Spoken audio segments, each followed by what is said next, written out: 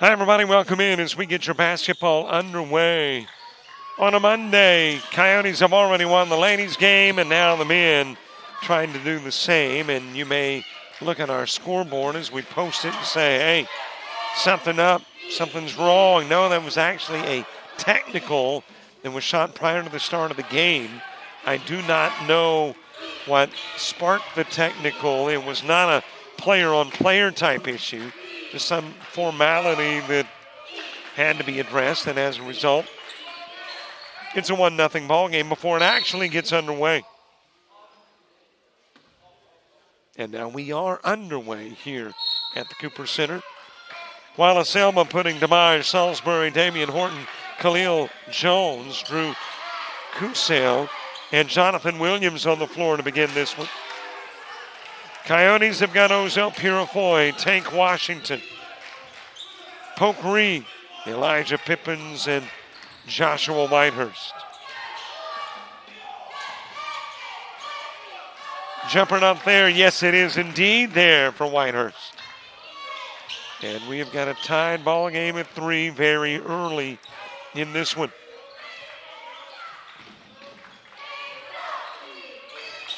Patriots 2-3 in the conference can ill afford many more conference losses to be in control of their own destiny.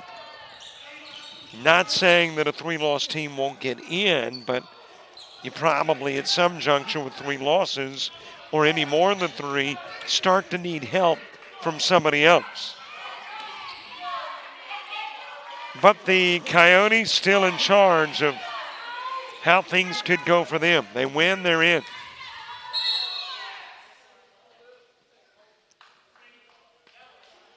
Sporting a 4-1 conference mark.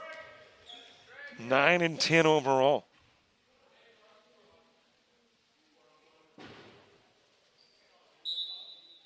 And fresh off back-to-back wins. Knocked off Reed State here Thursday. Then over the weekend beat Enterprise State. So a couple of conference wins, part of their current 2-game win streak. That will go out of bounds off Purifoy.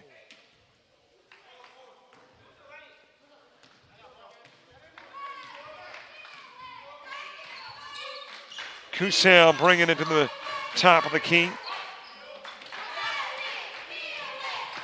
Handoff given to Salisbury. Salisbury with a drive. Rebounded by Pippen. The no-look. Missed by Washington. Rebounded by Williams. Off the front of the iron. Washington, the intended target, stolen away by Williams. Yeah, nearly 3 minutes in, we're still at 3-3.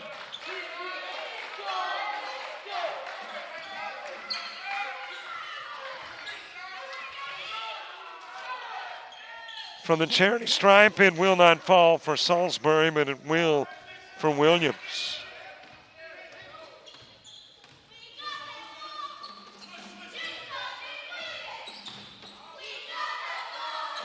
Over to Reed. He's the big guy that can hit the big 3. Misses on that one. Coyotes here at home are 6-4.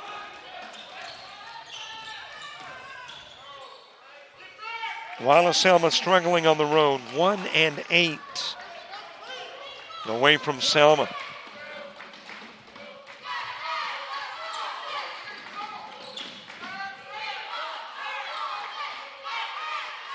Kusel dropping in the 3. Wallace Selma, a 28% three-point shooting team, and that 3 has prompted a Chuck Taylor timeout. Let's take the break 2 at the 16:06 mark.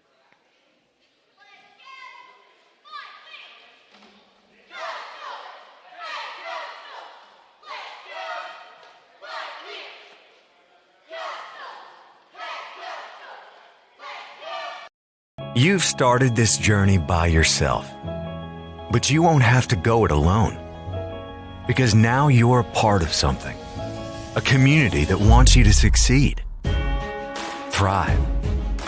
Here, you'll discover found family, fellow travelers, coyotes. That's the pack. That's coastal Alabama.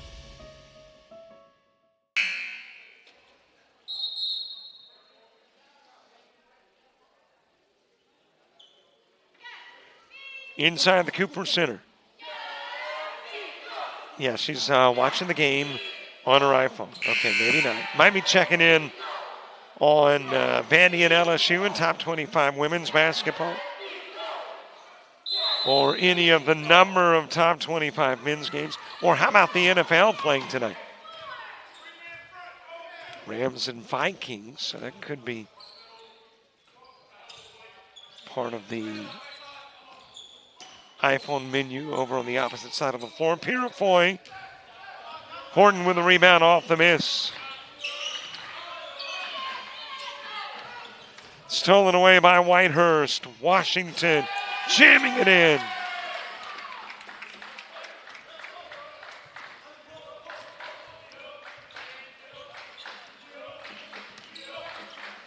A one-point game. Nearly a quarter of the way through the half. From the corner, off the rim with a three try by Salisbury.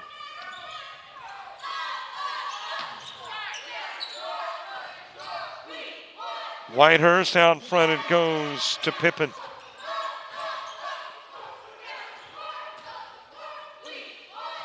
Reed, that's a long two, and he got it.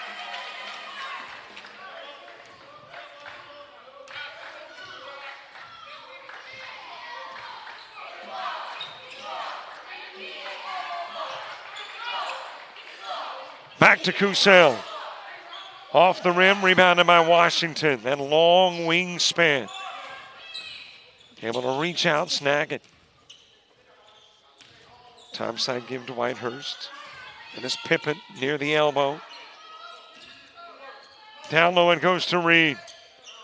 Reed shoving it towards the hoop. It is rebounded by Salisbury. Stolen away by Reed. Pass intended for Williams. Down to the other end of the floor. Washington with his second jam.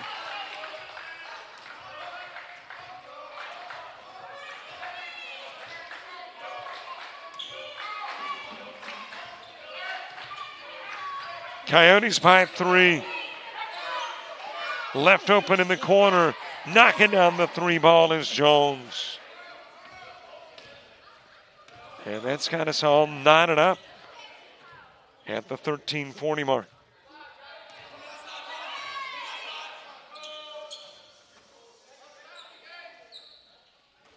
Give it to Purifoy over to Whitehurst. Straddling the arc, no good with a long two. Williams with the rebound.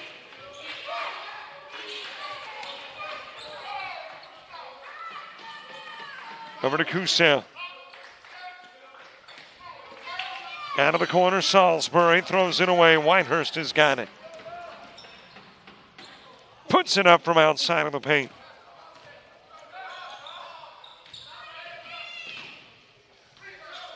Got the reverse, wouldn't drop. Rebounded by Purifoy. Pippen. Washington gets fouled.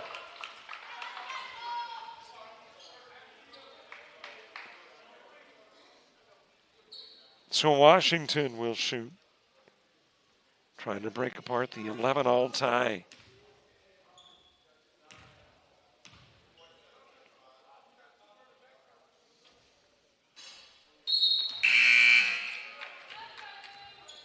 Dipped in and out by Washington.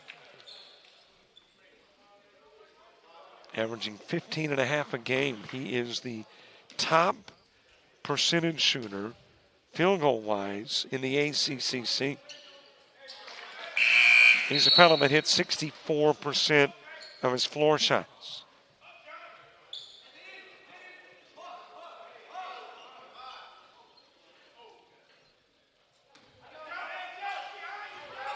A 1-point game, 12:47 left in the half. And at halftime, we'll be talking with Daniel Head as Cuso drops in the long two. Flip-flops that 1-point lead back over to the visitor side of the scoreboard. But Daniel Head, the AD, and all the Coastals, our halftime feature. Lost out of bounds by Washington.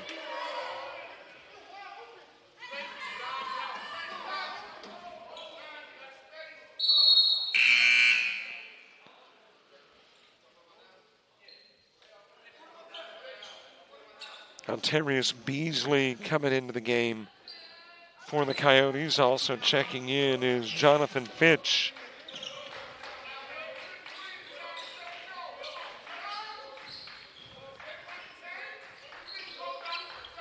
And you got Mackay McIntyre in as well.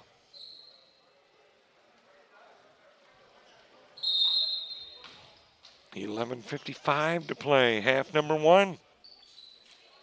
Patriots by a point.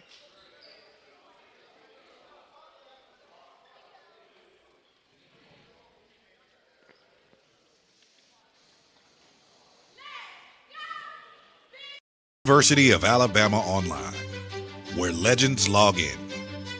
A tradition of excellence. Choose from over 100 affordable degree and certificate programs that fit your budget and schedule. Earn the same degree as you would on campus, with the same affordable tuition rate for every state. UA Online.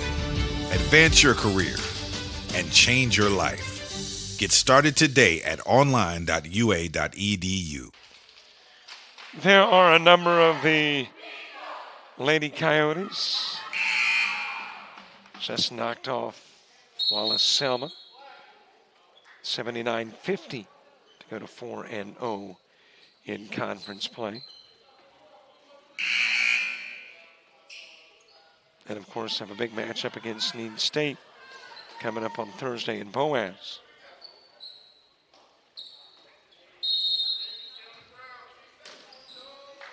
Coming out of the timeout, it is Wallace Selma basketball. Pedro Bennett into the game for the Patriots. Marcella Perkins coming in too. McIntyre heading the other way with it.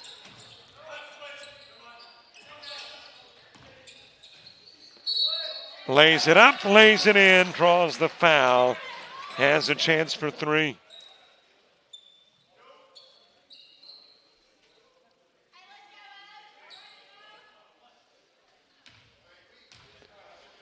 McIntyre, a 71% free throw shooter. Joined the team after the holiday break at the start of the new semester. Playing in his 5th game tonight.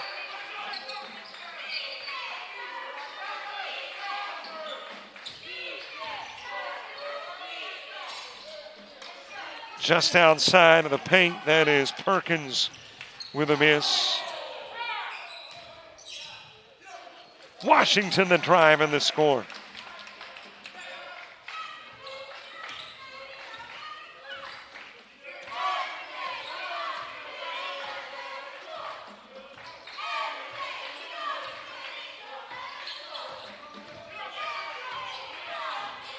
Salisbury into the paint, fades, wide right. Rebound and put back by Bennett. And Bennett will draw the foul. Well, our first half reminder to subscribe to our YouTube channel. Got our goal of 5,500. That was the old goal. Now I got the new goal of 5,600 subscribers.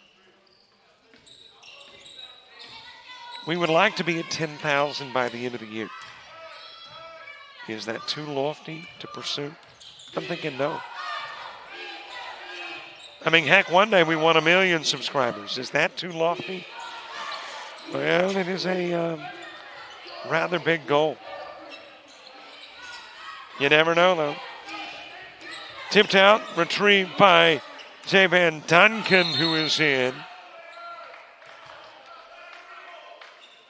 And let's see who that is on the hardwood. Beasley. And apparently put there by Salisbury. Non-shooting foul. Horton coming out of the game. Back in is Jones for the Patriots.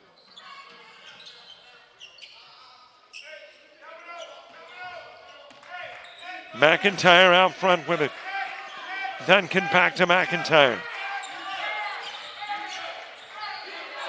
Pitch into the corner. Duncan too strong on the three. Washington with it. Back to the glass. Bennett taking down the board.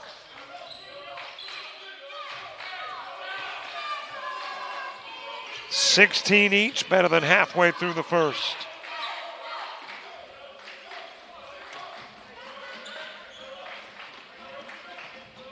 Roussel to Jones. Tip back to Jones.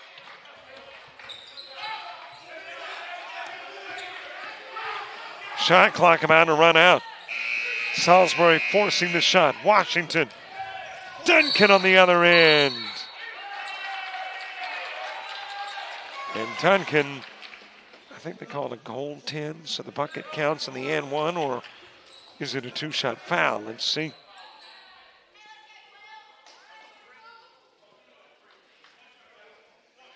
Shooting one, so yep, the bucket did count. It was a goal 10. And Duncan, who averages one a game, has tripled that already.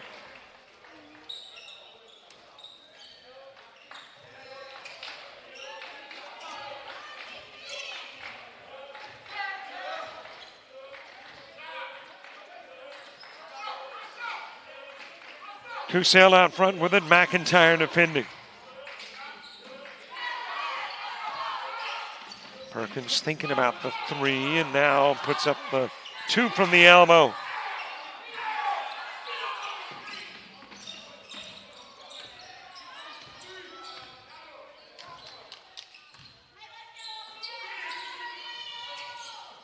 Out front to Finch. Washington in the opposite corner.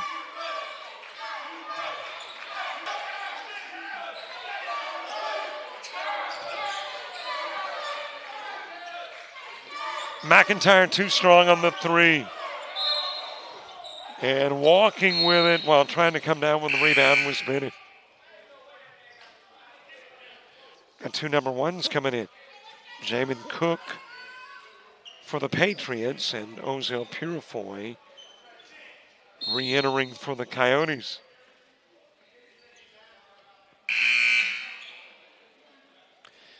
By the way, thank you very much, Coach Chuck Taylor, for the Coyote garb I am donning. I mentioned in the game prior, the girls' game. I think he saw me last week on that cold day with short sleeves and felt sorry for me. But hey, I'll use that if it works. But thank you very much, Coach Taylor.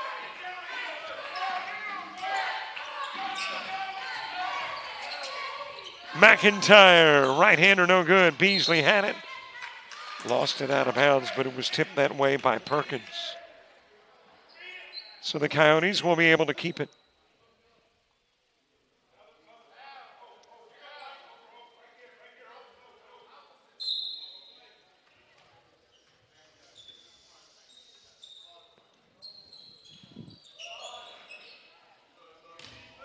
Way out front to the other side of the floor to Duncan. Then back over to McIntyre.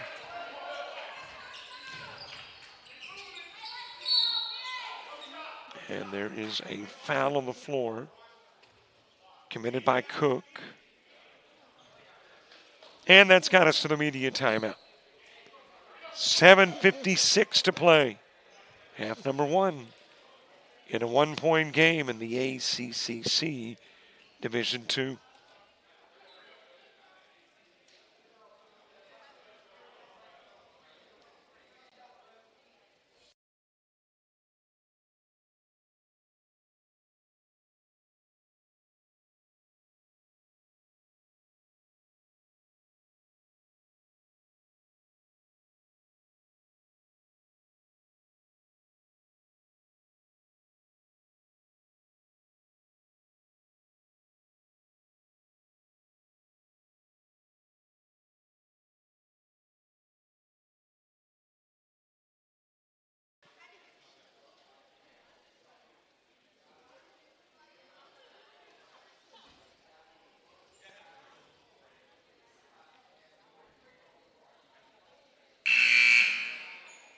It's a couple of Alabama fans. I'm trying to remember the name of the cap that gentleman is wearing. There's an official name. I know we call them caps in the South, but is it a fedora? Heck, I don't know, but might have to give me one of those. 1 point game, 19-18. Coastal North, Wallace, Selma. First of 4 doubleheaders this week. I think that is right. Might be a single game on Saturday. But 2 games in Georgia on Wednesday at South Georgia Tech. 2 games Thursday at Coastal South in Bay Minette. And it might be a single game on Saturday there in Georgia.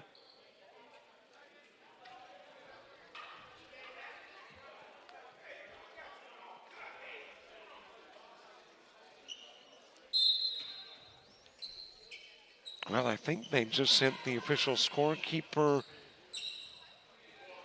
for Wallace Selma to a spot next to the official scorekeeper at the table.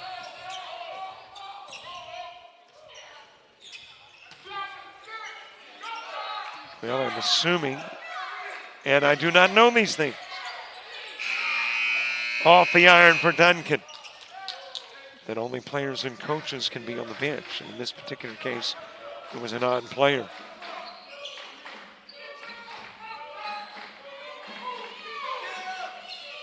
To the other side of the floor and goes to Perkins. Back out front to Kusel. And a drive by Horton and a reach, I believe, by make that Purifoy.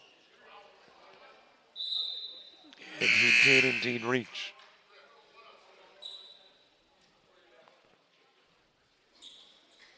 Non-shooting. Reed, Pippen, and Whitehurst all coming back into the ball game for the Coyotes. And that is Williams turning it into a 2019 Patriot lead.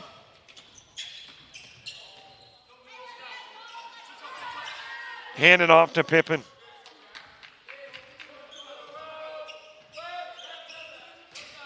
Screen set by Purifoy. Reed giving to Fitch. Got the backboard, retrieved by Horton.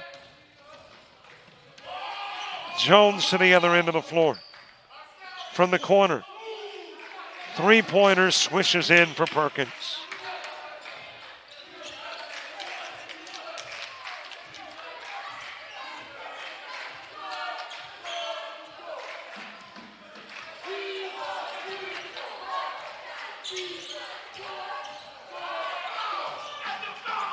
Back over to Purifoy into the corner, Whitehurst.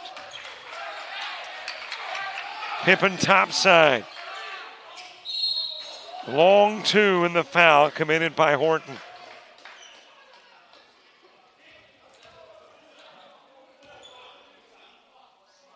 So Pippen shooting 2.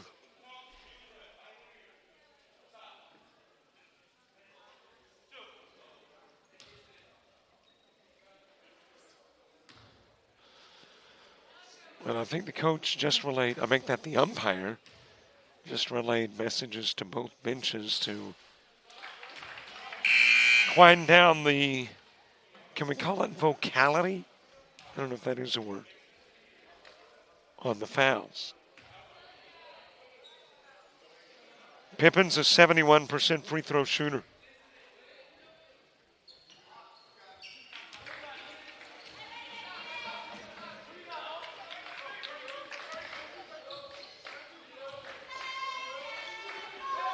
A 2-point game inside 6 to go in the half.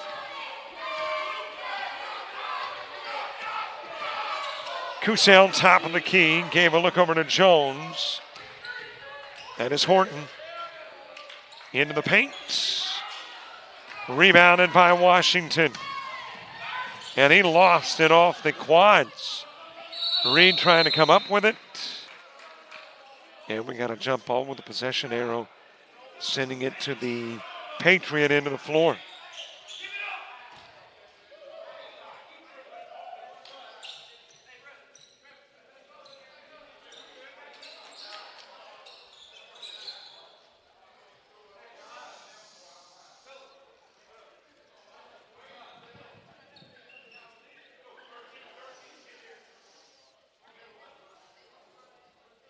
(23-21).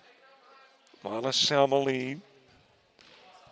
There are 3 losses in conference play coming to Enterprise State, MMI, and Chat Valley. The only conference loss for the Coyotes to Bevel State. And that came at the end of the ballgame. Coyotes were seconds away from a 5-0 mark. Nice play by Perkins.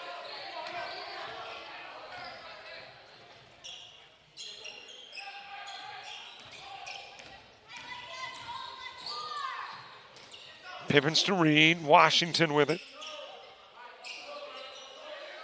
Whitehurst back to Washington. Into the paint. Whitehurst in the opposite corner. Off the rim. Reed with it. Back to the glass. Off the rim. Washington firing it back out front to Pippen. Over to Reed for 2. Off the rim. Whitehurst able to grab it. Keep it alive. Feeds over to Pippen. Purifoy with a miss. Perkins able to bring it down for the Patriots. Kusel. Long two, too long.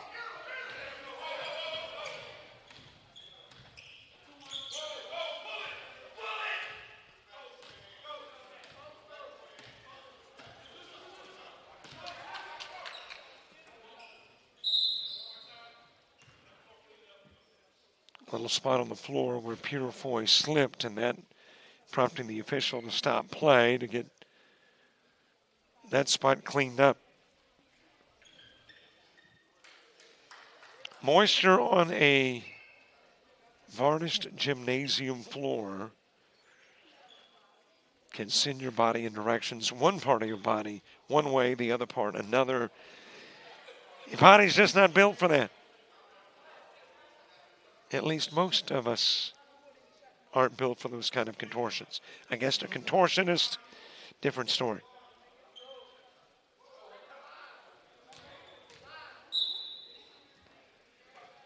In play to Pippen. Gives a look to Chuck Taylor for some instructions.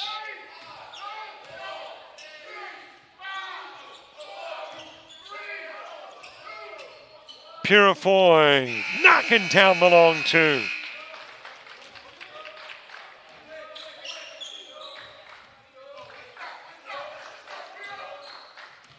Two points separate the two with 3:40 to go, half one. Into the paint. That is Jones for 2.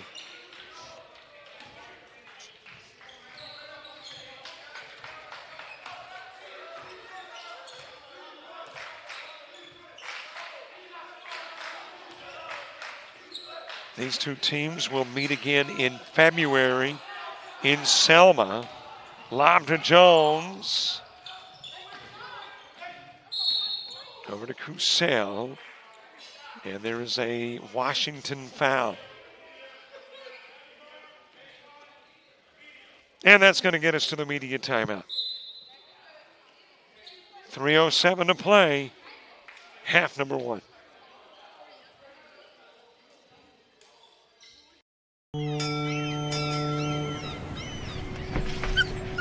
There once was a young coyote. You're fired.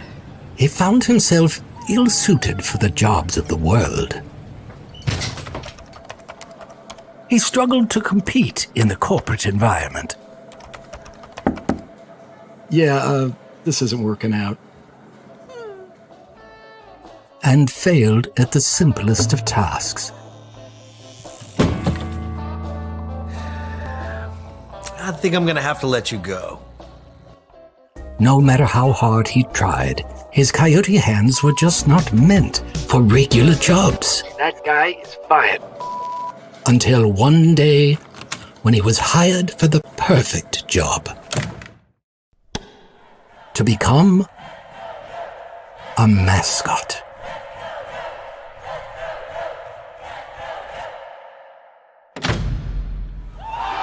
And then he found the place where he could thrive. Find the place where you thrive at Coastal Alabama Community College.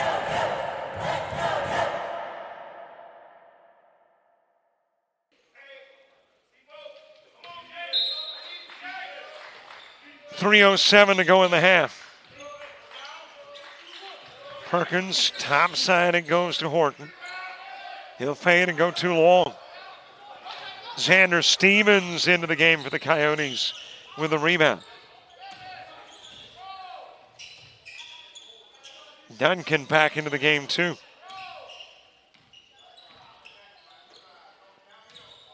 McIntyre into the corner to Duncan. Duncan shooting for three off the rim.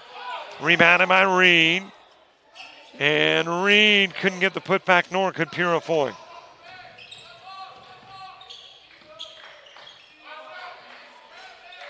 Rattled in by Jones from the elbow.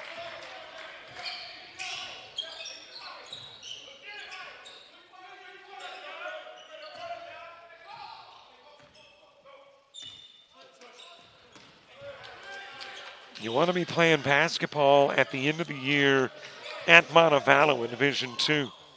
McIntyre found the seam, exploits, and scores. Kudos to Dean Myrick and the ACCC. And they've got some great spots for the championships this year. Volleyball playing in Albertville. There's a three from Perkins. Got baseball in Montgomery for D2. Got Patterson and Riverwalk. Got basketball Division II. And Montevallo, Division I, back at the University of Alabama, Huntsville. McIntyre in and out from the elbow. Got baseball in Oxford and softball, both divisions, back at Alabaster.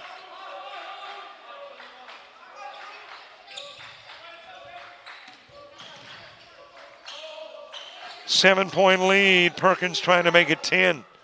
Rebounded by McIntyre.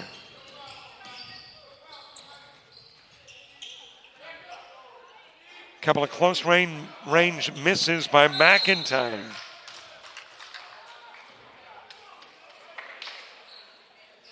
And that has got us to another timeout with 44 seconds left in half number one.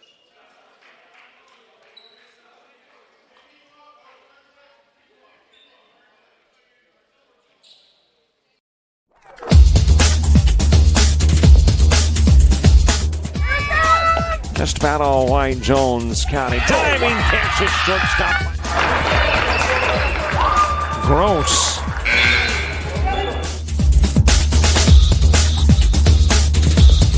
Towards the gap. Diving catch in center field by Ben Aklinski. There is a shot towards deep short. Kraft's got it. Long throw over, and he got it.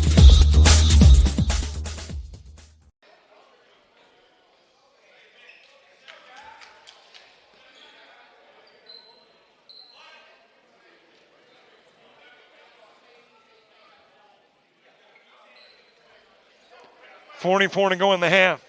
32-25, Patriot lead.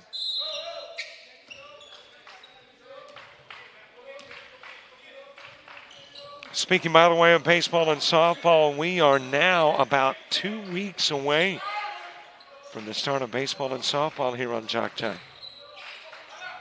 It is about to get very, very busy. Jones from the elbow.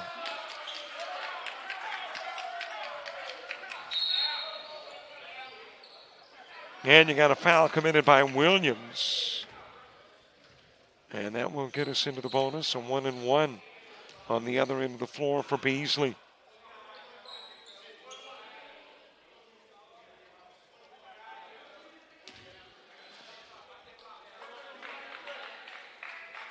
Daniel Head, our halftime guest, the AD for all the Coastals. Front end of the 1-and-1 works for Beasley.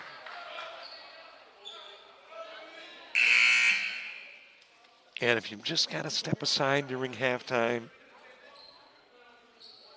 then you can go on YouTube and find the interview with Daniel Head. By the way, also got some sides on YouTube, on our YouTube channel. Rebounded by Purifoy, and he's going to draw the foul. And Perkins in some pain.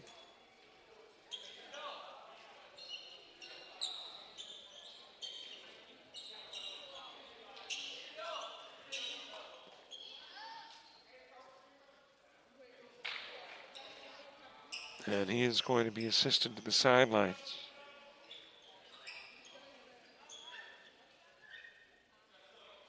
Let's see, what is our sign from the game prior? Was it or was it not a technical? On a little bit of a swing. One player that did not connect with the other. Side.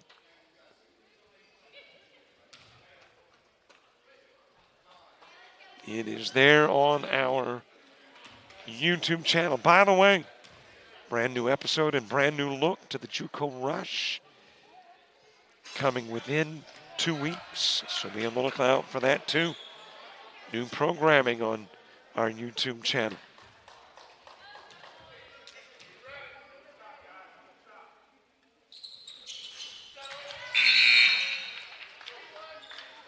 Five-point game, 22 seconds left in the half.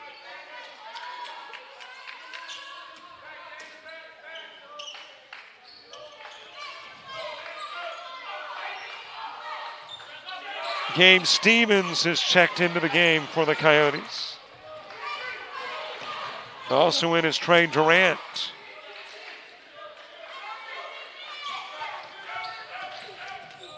Stolen away by Duncan. Pushes it to the other end of the floor. Got it up and in. Coyotes leave the first half on a high note. Slicing into a one-possession game at halftime.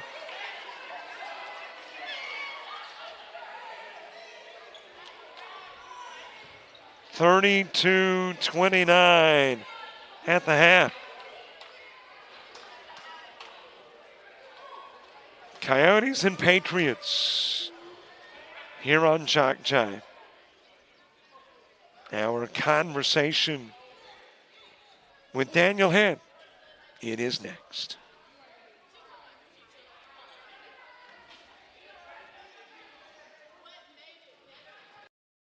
Time for another conversation with the AD and all the Coastals, Daniel Head. Coach, how are you? Oh, I'm doing great, Robert. Happy New Year to you. Thanks for having me on again. And, we're excited about the 2025 version of the Coastal Alabama Coyotes. Amen. A happy New Year to you as well. And by the way, I noticed, I'm sorry, I just can't not refer to you as coach every now and then. So, you're a longtime coach, now AD, but occasionally it slips on me. Well, I have worked my way back. I'm now the third assistant for my son's T-ball team. Mainly, my job is to make sure I've got everybody in line in the dugout to come up to bat, and I keep the scorebook some. So, I still got it in me. The 5-6-year-old. That's about what probably the level I needed to be coaching at. For years, I tricked some college kids for a while, but I've got down to the level that I'm probably more destined for now. Well, I'm not sure if I agree with that, but congratulations on your new job, coaching wise. Thank you. By the way, all right, let's talk about basketball first, because we're really coming into the most significant part of the season now. And though this might be played, later in the month, we are recording it the 1st of January. So let's talk about conference play where the Coyotes are concerned. Coastal South, Coastal North. Really, it looks like, all of them are looking good coming out of non-conference to conference play.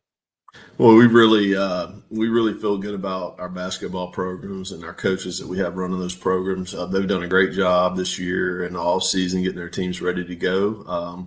We have our Division One program in Bay Minette. The Division One conference season starts actually Thursday night. They begin conference play Thursday night, and we host Shelton State and women's and men's here in Bay Minette. So it'll be a good test coming out of the gate with Shelton State, who's been a perennial powerhouse in women and men's over the last decade or two, and so. But we're excited about the opportunity to go out and compete and start the conference season. And Coach Robertson and Coach Yelding have both played a really tough non-conference schedule to prepare their teams for the conference grind. And I feel strong about our programs and where they are. We got both teams are kind of in a rebuild and young, but they're junior college young doesn't mean anything because you got to get ready to play, and so they're ready, and we hope that that transfers onto the court and as we get going in conference. I should have looked prior to coming on the air or doing this conversation with you, but I know since the renovation of Jack Robertson Arena, the losses have been few and far between, especially for the men's team. Have they even lost on their home floor? Yeah, they've lost. They lost a couple games this year at home. They played some. They lost a tight game against Pensacola, and I think Pearl River right before Christmas. They had, it was a really good game, tight game, and but they've had a good season.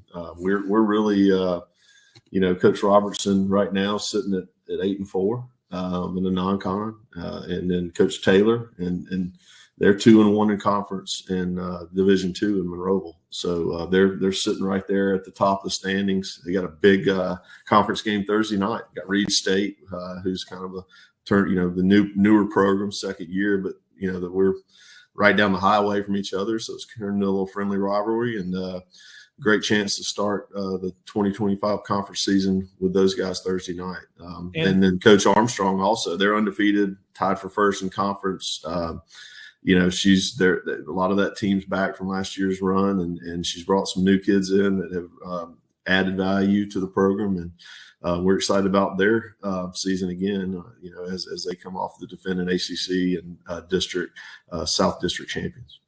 As a matter of fact, I mentioned to Mandy, and last year's squad obviously very good. They win the district and advance on towards the district championship. But I think this year's squad may be a better team than last year's for her. I think they're more versatile. I think they're still trying to find their chemistry a little bit. They played really well there before Christmas. That was a great game. We've had, funny, we have the coastal teams. We have coastal North and South, and we have a friendly rivalry. All of our coaches, they're peers. They have great relationships, but it is kind of cool when we get to play each other. And so they've both played a home and home in the non-conference, and both the women's games went into overtime, and both the home team won both overtime games. So that's been a really cool little rivalry there. And then the games between the men's games have been really, really intense and great games also. So it's been fun. That's the cool thing. Everybody's like, oh, you play each other. Well, we got good people in our organization that, we all, we understand and respect each other, and it's fun when they get a chance to compete against each other. And except for me, because, now I don't know whether to cheer for everybody or not cheer for anybody. Yeah. So that's kind of the thing where I'm kind of stuck on so I just kind of try to do the best I can to blend on those games. To be neutral. Yes. Baseball, softball coming up at the end of the month. So we've got that time of the year where we're blending sports. And interesting concept where Coastal North is concerned, because Coach Griffin is calling it a career at the end of the year. Isn't it a little unusual to blend coaches, which I like it? To me, it kind of smooths that transition. But isn't that kind of an unusual concept? It is. But that was something that, Dr. Milner, our president, really thought that would be the best path for us to move forward, to keep continuity with our organization.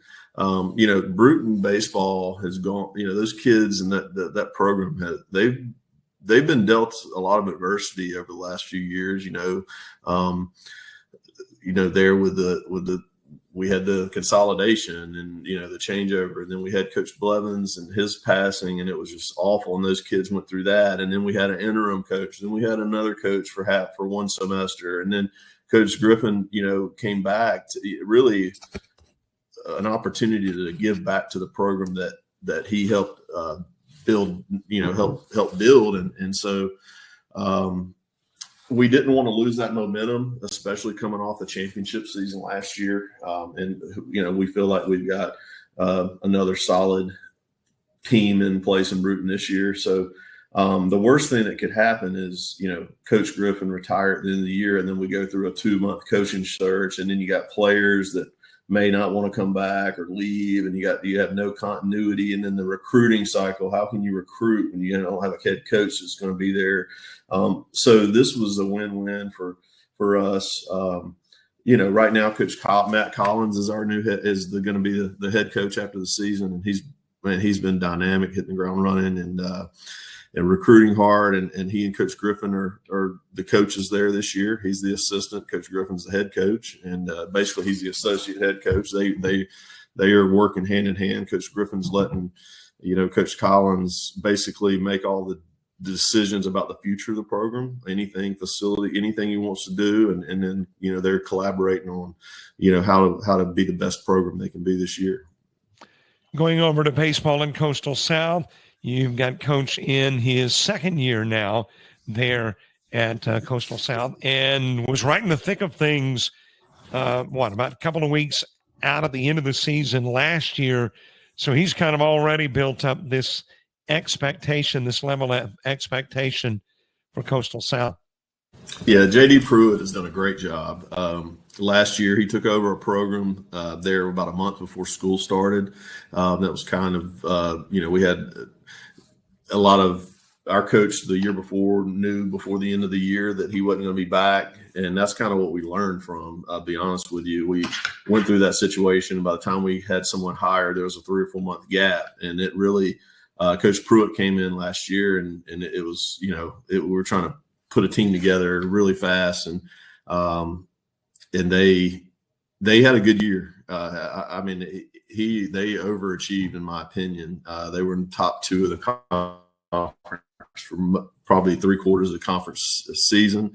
Ended up finishing, I don't know, 3rd, 4th, 5th, somewhere in there, and made the tournament, and then lost 2 one-run games to the 2 teams that were in the finals, and beat the number 2 seed on the first day, Snead State, that had been a perennial powerhouse. So I think he got some people's attention last year. So I'm sure they'll be coming after him. He won't be underestimated this year. So they'll probably get everybody's best bullet, and they need to be prepared. But I'm betting on them, and they've got a good looking group. They're young, 33 freshmen, but as I said, young doesn't mean anything in junior college. You got to get ready to play. Those guys you're going to have to count on those guys to win, and that's not going to be an excuse. And he knows that, and I know they're not going to make one. They're going to go out and get ready to play, and we're excited about that program. Going over to softball, Coastal South. Let's start there. Coach Mallory Radwich, to me, has got one of the premier JUCO facilities, and she's put together one of the premier JUCO softball programs. We will have one of the premier JUCO facilities in about a year. When we get our indoor facility built here in Bay Minette with their stadium and all that's nice. But what we're about to do with the indoor baseball, softball, and locker rooms and all that, that's going to be something that if you're a student athlete and are interested in coming to play baseball and softball, you want to check this out. This is an opportunity you don't want to miss. This is, just from a player development standpoint, the things we'll have in there, and then the nice facilities to be able to work out of and maximize the resources to be successful. But Coach Radwich doesn't need any help. I mean, she's awesome. I mean, they've won. Last year they finished second place in the conference 3 years in a row. Before that, they were conference champions. They were runner up in the tournament the year before that. She's got I really liked her team this fall. Good group of kids. They play well together. So I'm excited about their 2025 season coming up, and I know they are as well. And speaking of renovations, in my conversation with Dr. Milner, suggested there have been some improvements too at Coastal North in the softball facility there. Absolutely. Every facility has had some version of an upgrade, and there are some that are still in the works. But we've gone in and done some things there with the softball facility, the dugouts, replaced all the boards and painted and lighting, and same thing to the cages. And we've got our fields are in great shape. We just took on a new company that's managing our turf management. And they're doing a great job. Max Siebert out of Pensacola has done a great job. Our fields look like major league fields right now, and he's the reason for that. And he's actually an alumni, former coach at Bruton, and so it's kind of cool that we have a guy like that who's also a high level scout with the San Diego Padres at the major league level. So it's kind of cool that those things happen there. But we're the Bruton softball. I mean, the Monroeville softball. They came off a disappointing year last year after a run of, 7, 8, 9, 10 years in a row of being in the tournament. That's going to happen over the course of time. Sometimes it's just not going to work. But they had a really nice fall. They got better every week as the fall went on. And Coach Childress is, does a great job. She's been in coaching, 25 years or more, and she knows how to win and knows what it takes to be successful. So we're proud of what we have there and are excited about their season coming up also. We've got 90 seconds, actually about 60 seconds. So talk about the other sports that start this spring. All right, we've got Monroeville tennis, men's and women's tennis, and they're in their second year. I think we're excited about the improvements from year 1 to year 2. They had a nice fall, and they're definitely better. We've already had our first sophomore sign a scholarship, and that's Craig Blevins, who's Darryl Blevins' son, who's actually a member of our Monroeville tennis team. It's cool. He's signed a scholarship to go on and continue his career and play college tennis at Blue Mountain College, and we're excited about that. And Coach Cowrie Allen, they've been to the national tournament the last 2 years and have fared well, and we're excited about I think they're better this year, so we're hopefully can have a chance to get over that hump for a state championship. And then we have men's and women's golf in Bruton. We're hosting our first golf tournament this spring in Bruton, and that's going to be a really cool thing for that community and that program. And then Lee Huggins down in Bay Minette, the golf program is back, and they're getting ready to go, and we're excited about this spring. So it's upon us. We have all of our sports rocking and rolling right now, and it's a busy next few months, but we embrace it and are excited about all the things we have going here at Coastal. Coach, you and I will talk again soon. Great to have you as our halftime guest. Thank you so much, Robert. I appreciate all you do for Coastal Alabama, and go Yotes. And thanks so much to Daniel Head, the athletic director of all the Coastals, for the halftime conversation. 32-29. Wallace Selma lead heading into half number 2. Coyotes trying to get the sweep tonight. The ladies have already won. 79-50 was the final. And for the Lady Coyotes, now 4-0 in the conference, 7-8 overall. Men Coyotes trying to pick up their 5th conference win and hit the 500 mark overall at 10-10. Pippin, Purifoy, Reed, Whitehurst, and Washington beginning half number 2 for the Coyotes.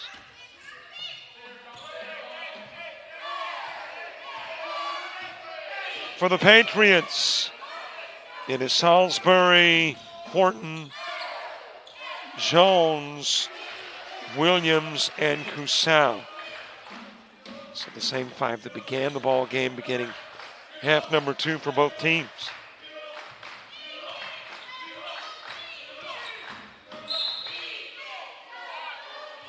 Got a quick whistle, 45 seconds into the half.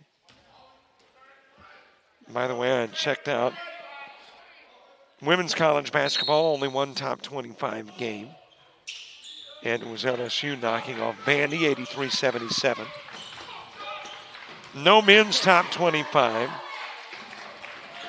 And NFL football, they were about 5 minutes away from halftime. Rams leading the Vikings 10-3. So you are updated on what's happening elsewhere. Whitehurst into the corner to Reed. Opposite corner, Washington. Whitehurst for three. And the Coyotes will claim the lead.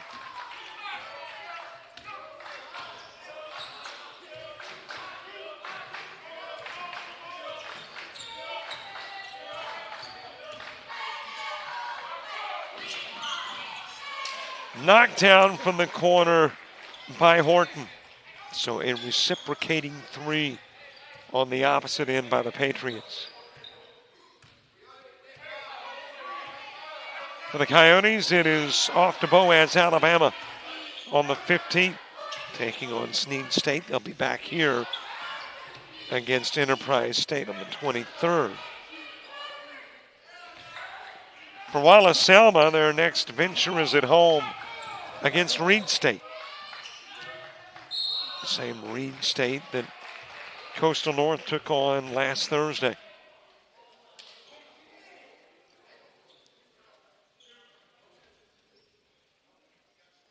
Salisbury, a 76% free throw shooter at the line. One of two double-digit scores for Wallace Selma. The other is Drew Cusell. The number 3 team in the conference in free throw shooting at 68%.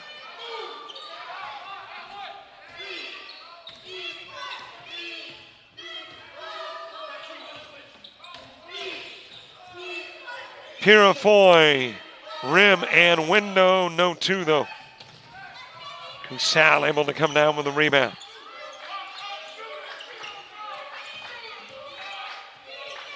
Salisbury, top of the key. Jones from the corner, too strong on the three. Rebounded by Whitehurst. Threads the needle, Washington for two.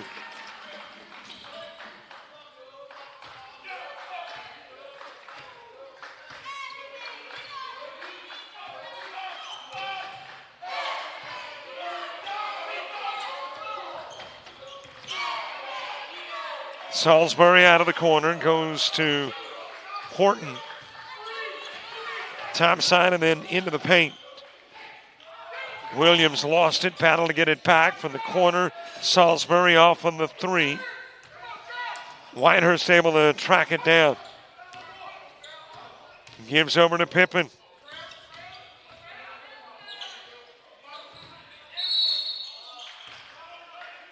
And Whitehurst with a miss, but I think it was actually Pippen, the recipient of the foul. Soon will be brought in from the baseline and not shot from the stripe.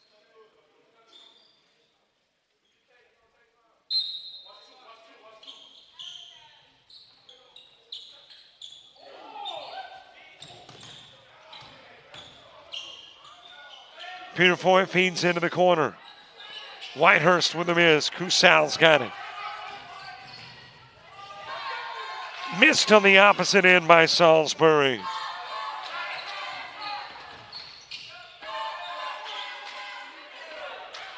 Washington not there for him. Dropped in by Salisbury.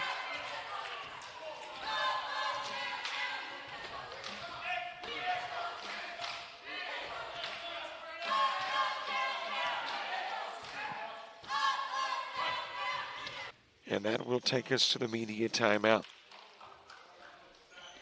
15:34 left in this one. Patriots by 4.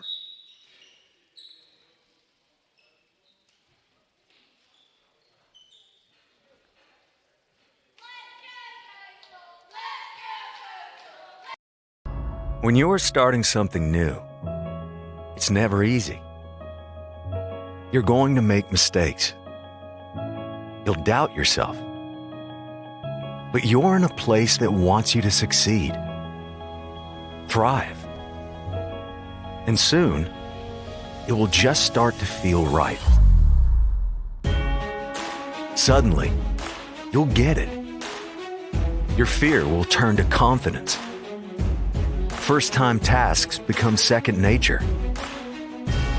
And what seemed impossible is right in front of your eyes. Because once the light bulb goes on, there's no turning back. You may wonder how you got here, and be glad you did. That's coastal Alabama. This is where you'll thrive.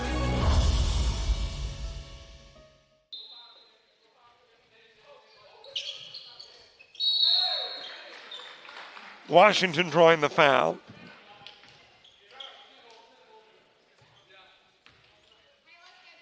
Williams committing the personal, the freshman putting Washington to stripe.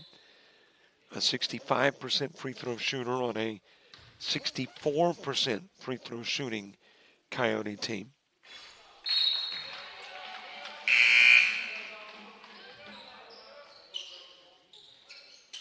If you were looking for season highs and lows in this one, don't think you're going to get the high of 94, which was scored against MMI.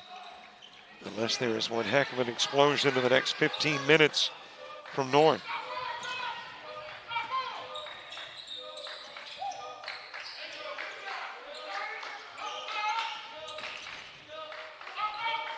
Kusau off the rim on the three try.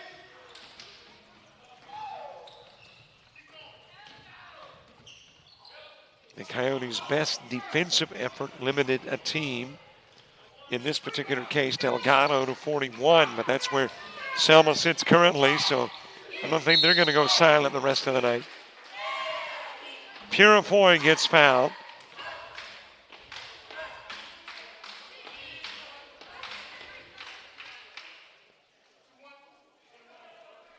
This is a Wallace Selma squad that will allow some points. The opposition has scored 100 on them 4 times this year. 17 games, 4 go to 100. So what is that? About a quarter of the games. Most allowed was the 106 to East Mississippi. Their best defensive performance came in the conference against LBW. But the Patriots limited the Saints to 53.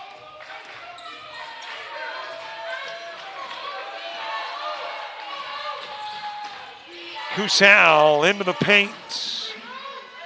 Missed off the rim. Washington with a rebound.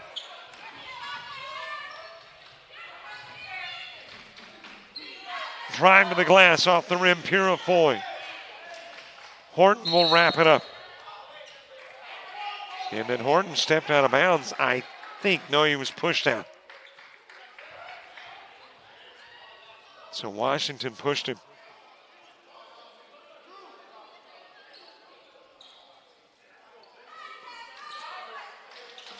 Horton to put it in play from the baseline.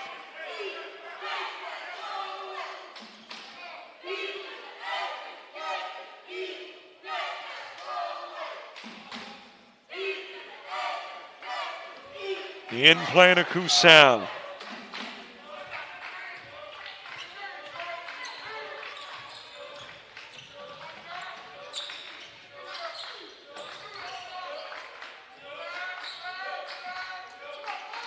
Jones feeding it into the paint. And that is over Reed Bennett for 2.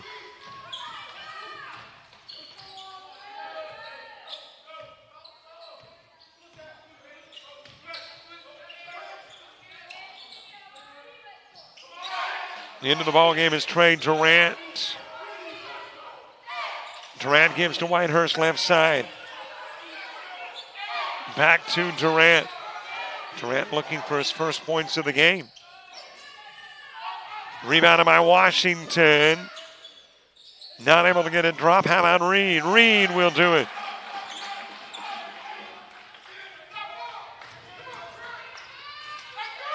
Washington, the rejection of the Jones shot on the opposite end of the floor. Reed a couple of misses. The second one he is fouled on. That is Bennett who commits the personal. And we'll put Washington at the line.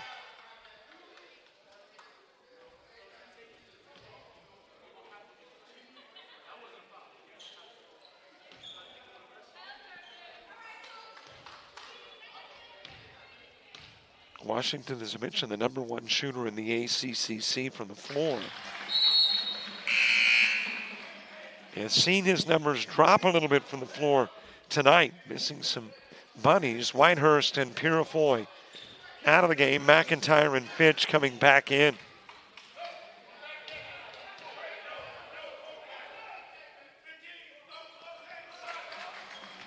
Washington trims it to a 1-point game. And still a ton of time left. Slips out of Horton's hands. Fitch has got it. McIntyre misfiring with an opportunity for the lead. Kusala Jones for 3. And he will nail it. Lead back to 4.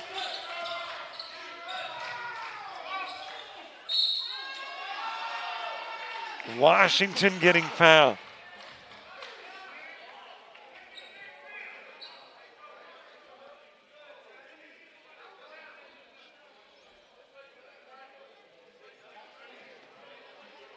Washington has spent quite a bit of time at the stripe, the 65% free throw shooter. Got his 12th start of the year tonight.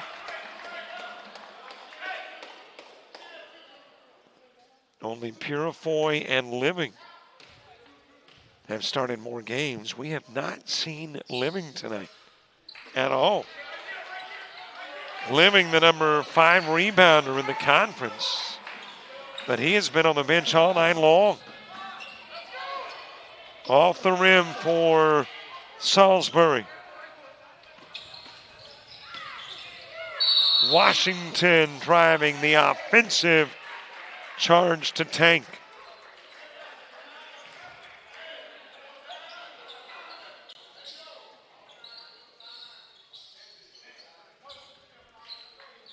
And this is Stevens coming back into the game. Washington will leave.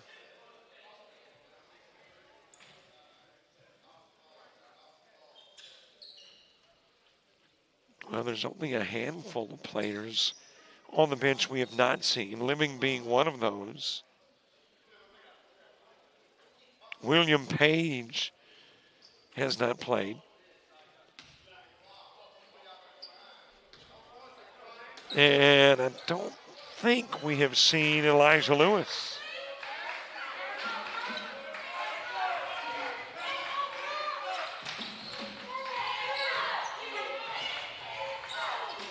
Jones missing, rebounded by Reed.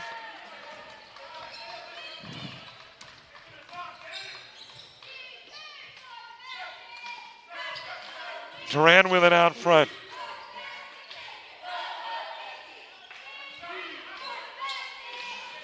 Reed rattling in the long 2. Coyotes within 1.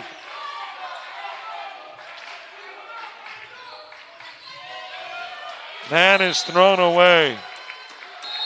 Salisbury throws it to the sidelines, and the Coyotes, coming out of the timeout, will have an opportunity to take the lead.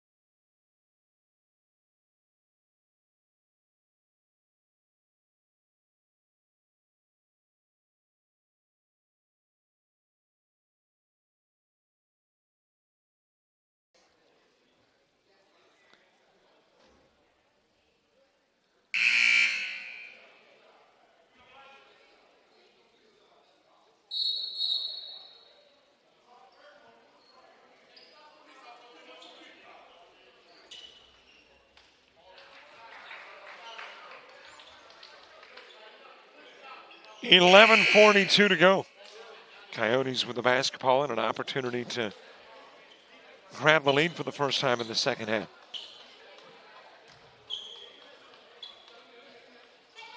You know, I was mentioning William Page, Elijah Lewis, and Gerard Libby. Combined, they account for 26 starts. So that would lead one to believe that there's a reason they're on the bench tonight, dressed out. Maybe it's injury related. Or maybe they just don't fit into the scheme of things. Some players match up better than others. Here's what I can assure you. Chuck Taylor knows exactly what he is doing. And has got the right personnel on the floor. That's going to be a Fitch foul, and it is going to be a Williams bucket.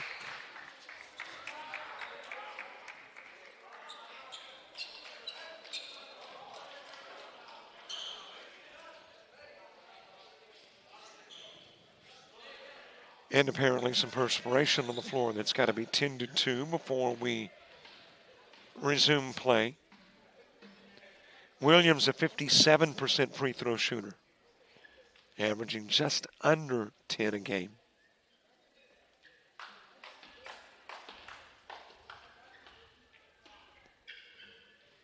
Well, here's currently what's on the schedule, by the way, baseball, softball-wise. Coastal Alabama North and South, LBW in baseball and softball. Georgia Military College softball. Got some ALA BCA games that we'll mix in. And let's see, that might have it covered for the moment. I think I counted like 100 and some odd games in March. It is going to be busy, and we love it that way. So when you're looking for something to watch, flip over to JockJive. Reed, misfiring on the three, rebounded by Williams. Well, that's multiple times the Coyotes have drawn to within one and had a possession to take the lead and just could not grab it. Kusal coming out of the corner, putting up the three. Off the rim. Horton will bang it off Stevens.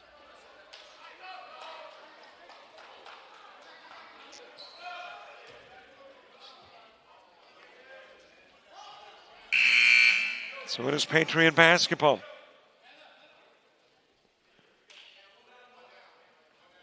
Perkins coming in, Jones going out for the Patriots.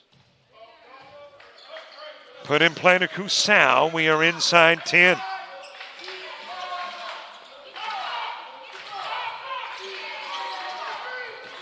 Horton into the paint.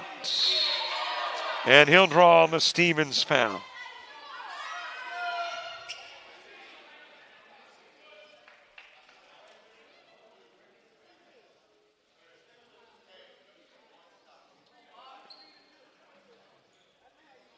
So it is Horton shooting. According to stats, a 27% free throw shooter.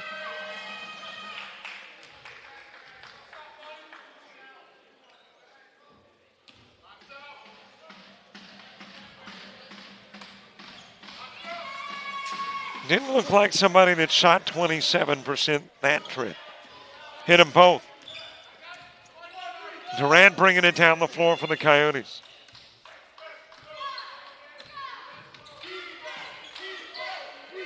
Into the corner it goes to McIntyre. Stevens to Fitch. Reed with the screen. Fitch into the corner. Back over to Reed. Too strong from the elbow, and that will go off Stevens and out of bounds.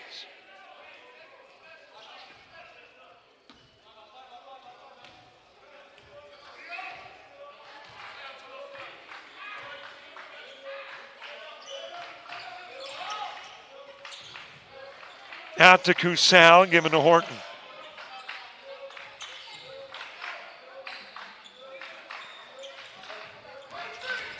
Kusal, swatted away by Durant. Finch, swatted away by Perkins. Kusal sets up from long range, and he'll hit the three.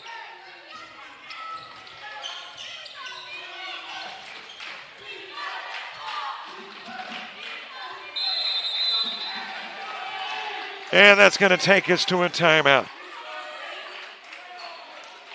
Patriots have pushed the lead out to 9, prompting a Coyote break.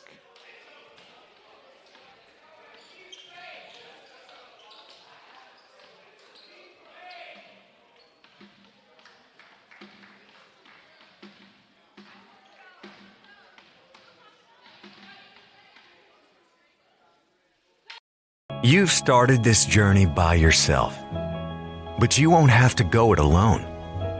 Because now you're a part of something, a community that wants you to succeed, thrive. Here, you'll discover found family, fellow travelers, coyotes. That's the pack. That's Coastal Alabama.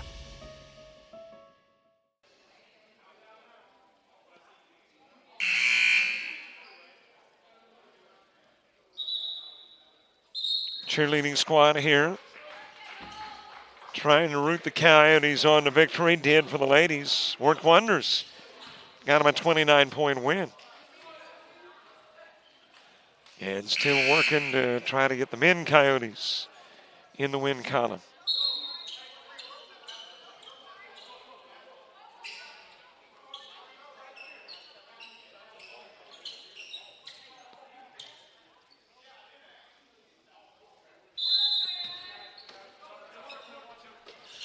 Put in play in the corner to Whitehurst, who has checked into the game.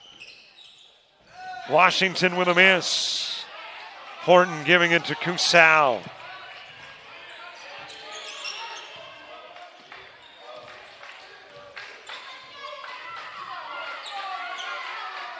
Over to Horton. Patriots trying to do something that has not been done thus far in this game, and that is a double-digit lead.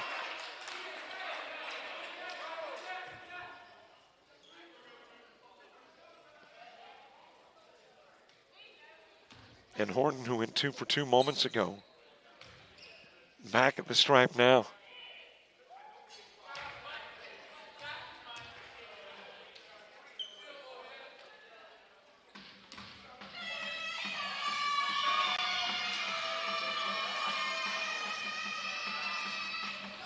Well, again, according to stats, a 27% free throw shooter. He is 4 for 4 in the last 30 seconds.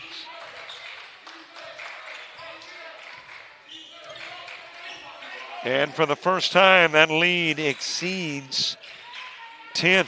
An 11-point lead. And stolen away by Williams. Rejected by Washington. Able to get it back, Williams. Off the glass, high into the air, batted around. Washington with the rebound. Jammed in by Purifoy.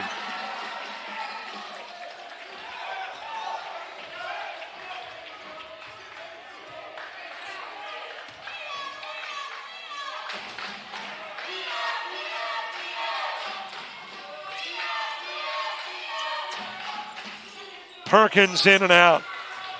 Whitehurst with it.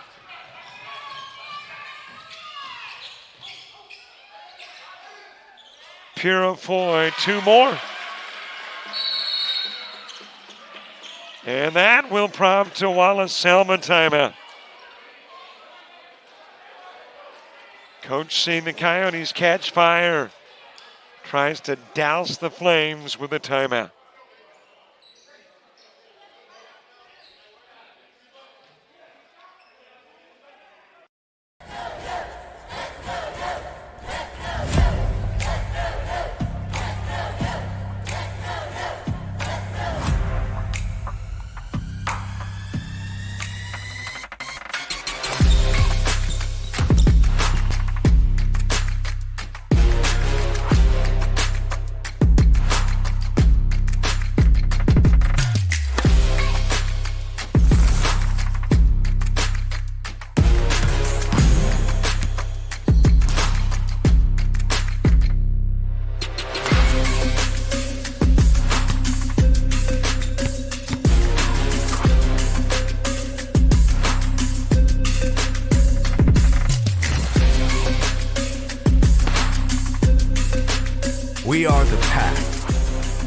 We are Coyotes. We are Coastal Alabama. This is where you'll thrive.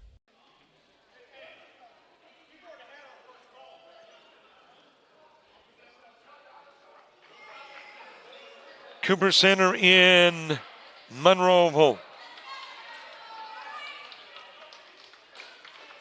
In a 56-49 game with 6:58 to go. Still tons of time left in this one.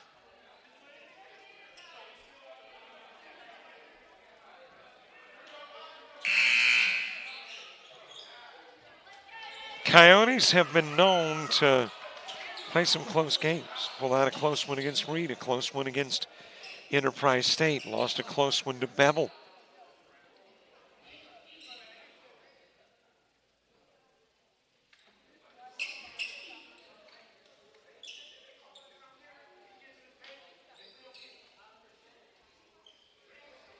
So this is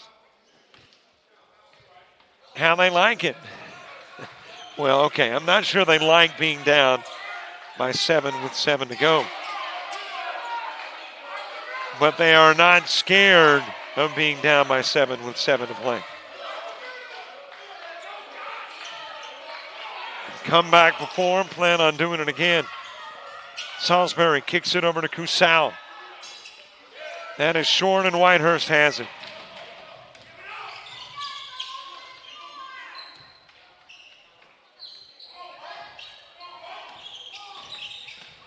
Into the paint, Purifoy reaching in to take it away, Perkins. And you got a jump ball with possession arrow sending us to the other end of the floor. And that is going to take us to the media timeout. With 6:20 left to play.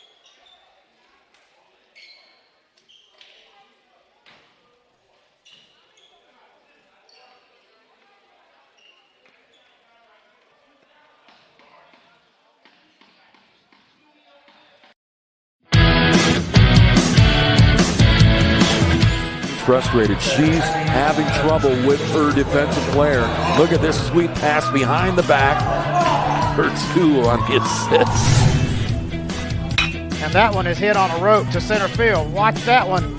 And it is, oh, what a great diving catch by the center field.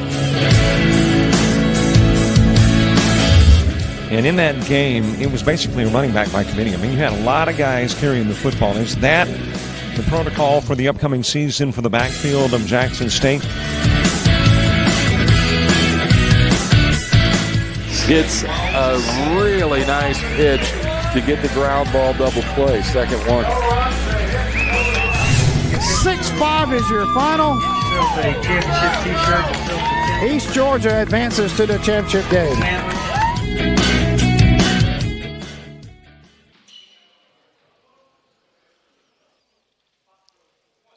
6:20 to play in this one. Hey, don't forget, subscribe to our YouTube channel if you haven't already. Should be a subscribe button nearby. We want as many as we can get. Currently looking for 5,600, but heck, that's just a short-term goal. Long-term is infinite. Well, maybe there's a finite number somewhere, but I don't think we're ever going to achieve finite. Yeah, I got big dreams. Think big, but mix in a little realism too. Whitehurst with 3.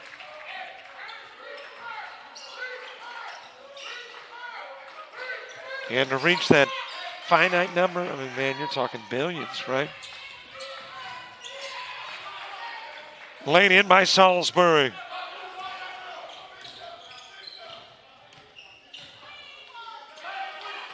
But if you'll subscribe, you get access to clips, games, shows, interviews, and a whole lot more.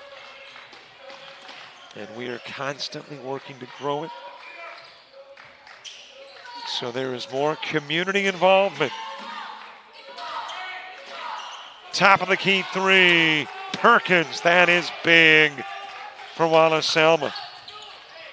Pushes the lead back to 9.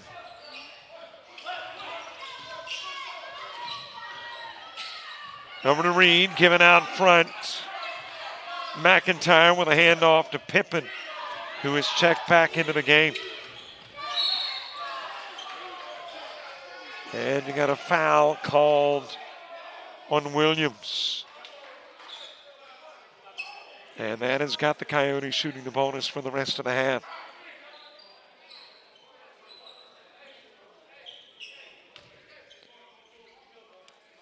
Pippen, a 71% free throw shooter. The freshman who tonight got his 8th start of the year.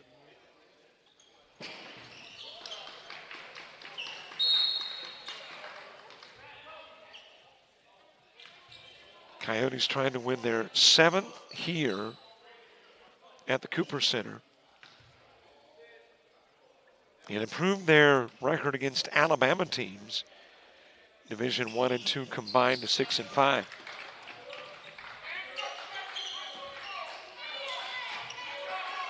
Kusal to Perkins.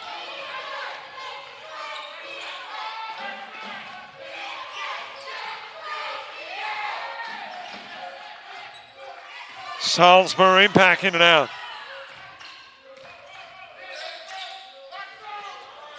Short on the 3 try. Washington's got it. Throws it away right into the hands of Perkins. Over to Kusal, and he can't hang on. It'll go out of bounds off Kusal.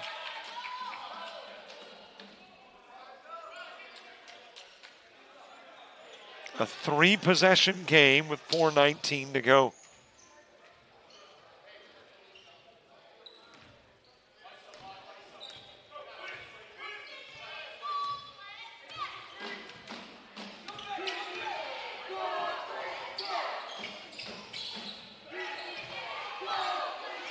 Pippen retrieves out front.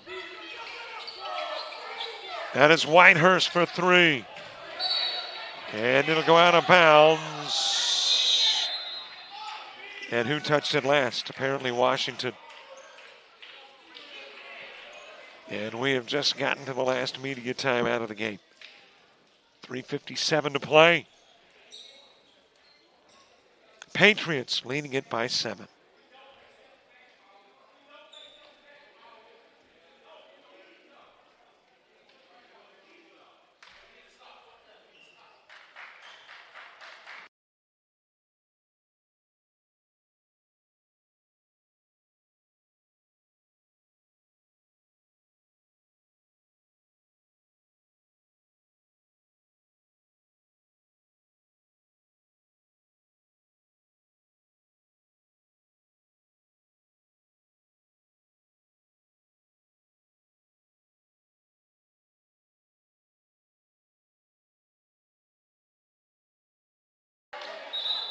Well, always got to give a little camera time to our security here. What do we ever do? I know I've mentioned this before, but what did we ever do without these little handheld computers? I think everybody has got them. Hey, I do the same thing. In the mornings, breakfast with a wife. We might as well text one another, I guess, at the breakfast table. Both looking at the iPhones.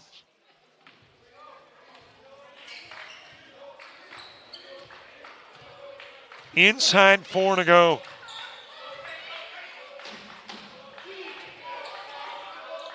Kusal back over to Salisbury. Every possession big for the Coyotes. Van der Horten. Over Reed in the bucket, good. That is Bennett. Lead stretched out to 9. Washington to put back off the miss.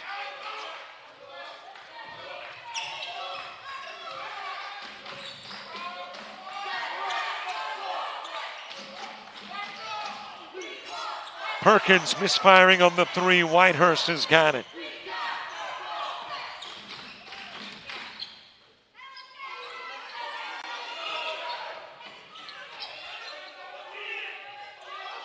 Back over to Pippen.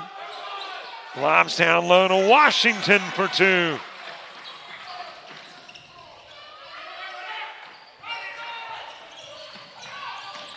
Nearly and is taken away by McIntyre. Down to Washington. Off the glass. Drew the foul. He'll have an opportunity for 3.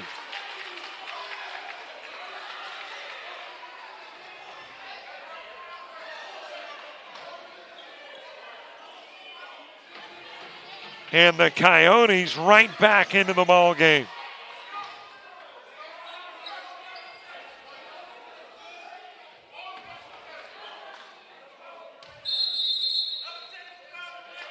Now a technical on Horton.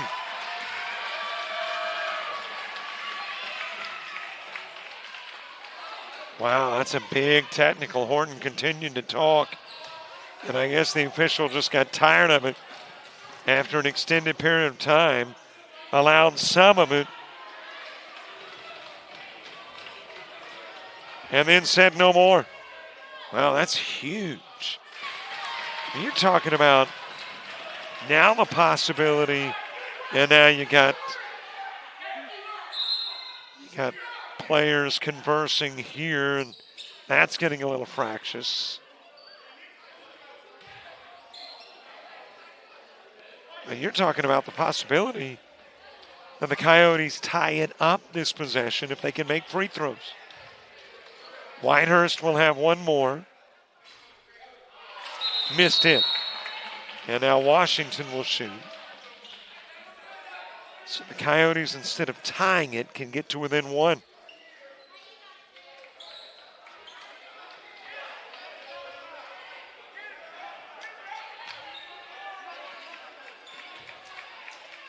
Yeah, there's still verbiage going on. The official with the Wallace Selma coach. It is a 1-point game. It has gotten a little chippy.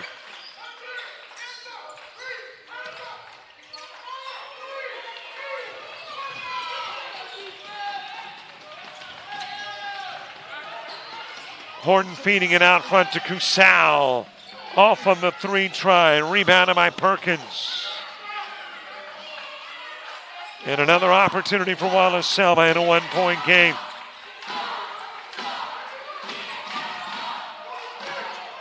Give it over to Perkins.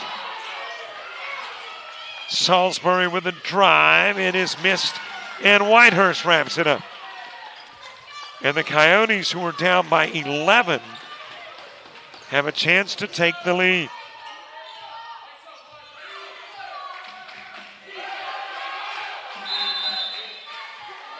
Timeout asked for by the Coyotes. Well, here we go again. A heck of a game about to go down to the wire at the Cooper Center in Monroeville.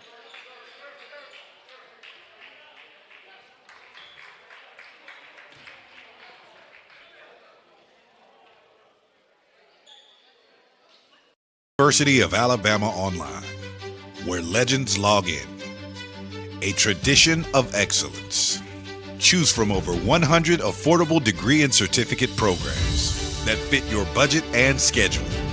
Earn the same degree as you would on campus, with the same affordable tuition rate for every state. UA Online. Advance your career and change your life. Get started today at online.ua.edu.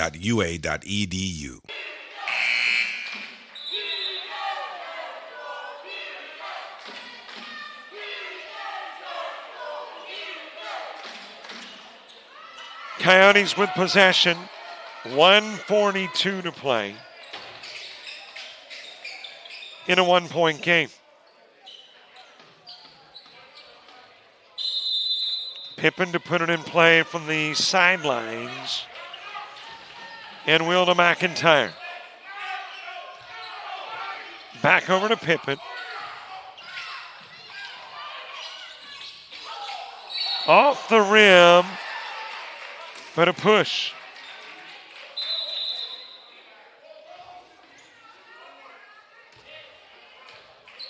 And that is going to be charged to the Coyotes. So Bennett to the line.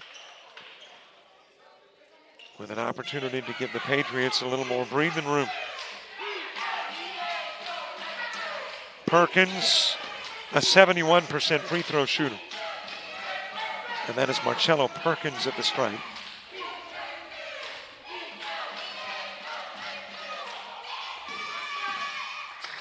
Hits the front end of the 1-and-1. Now it will stay a one-possession game after the free throws. Question is it a short one or a long one? It is a long one-possession game.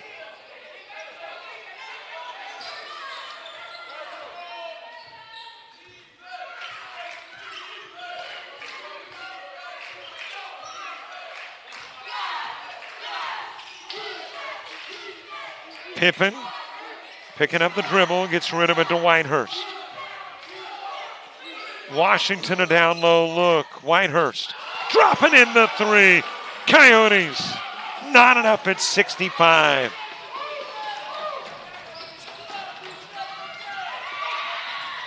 Stolen away. Whitehurst lays it up and in.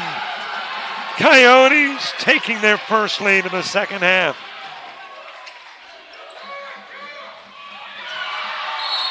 Out of bounds off Pippen.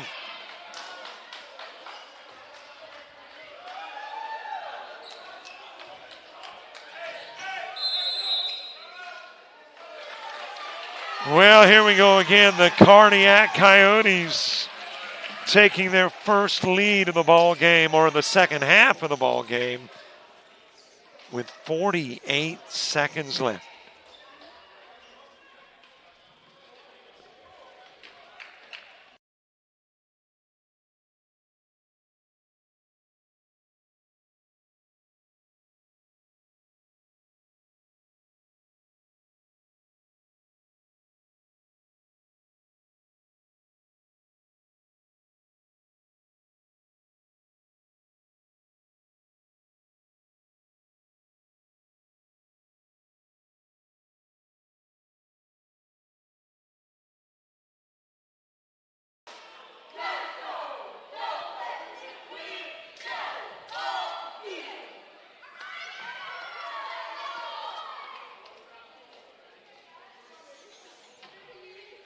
It was like this on Thursday when Reed State was here.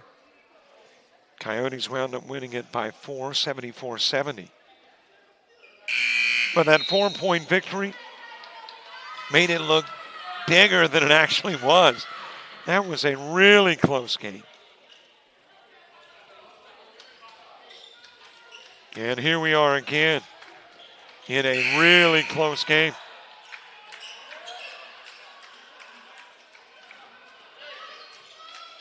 .48 seconds left, and the Coyotes by 2. Out to Cusau.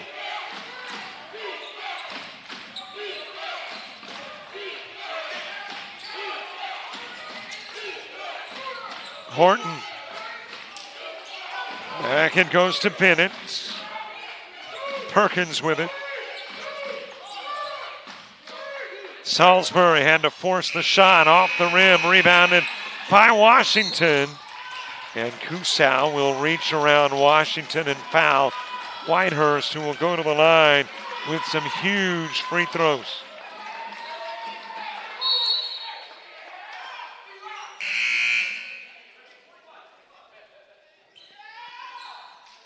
And we are hoping it is free throws as in plural.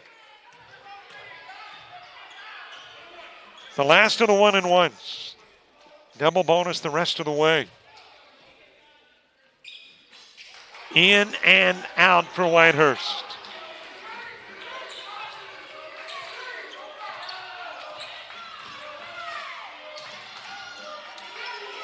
Back to Cusau.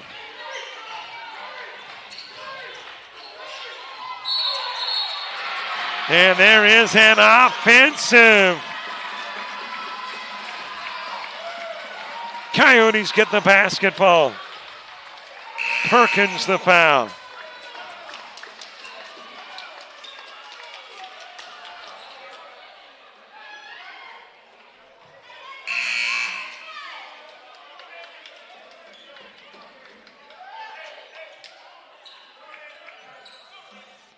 So the Coyotes will put it in play. And there was a timeout on the floor asked for by Wallace Selma. Well, they'll try to steal the inbounds. If not, a quick foul, I would assume, or maybe a foul before. Well, I don't know. You foul before the inbounds, that puts them into the double bonus. They will shoot two and can put the game out of reach. So I don't think you can take a chance there. You got to hope that you can get a steal on the inbounds if you are the Patriots. If you are the Coyotes, obviously you want to guard against that.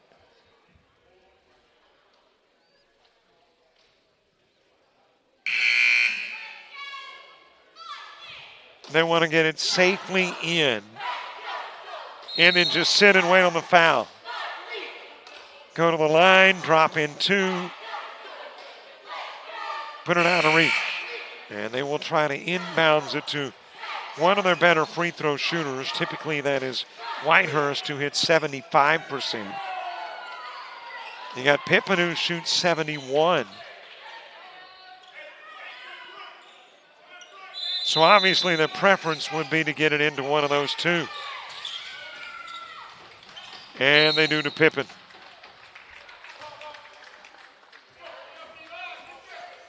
And now Pippen will go to the line and shoot two. Make them both. And for all practical purposes, the game is over. Make one of two or none of two. And Wallace Selma still got a chance.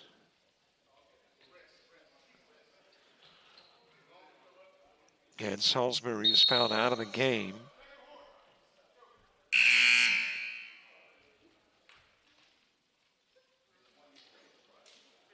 So Jones will check back in.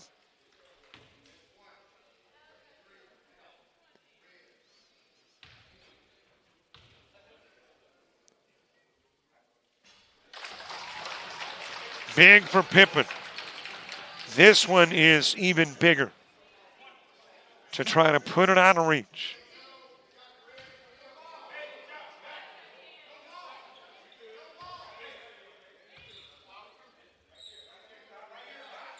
He hits them both, and the Coyotes lead it by 4.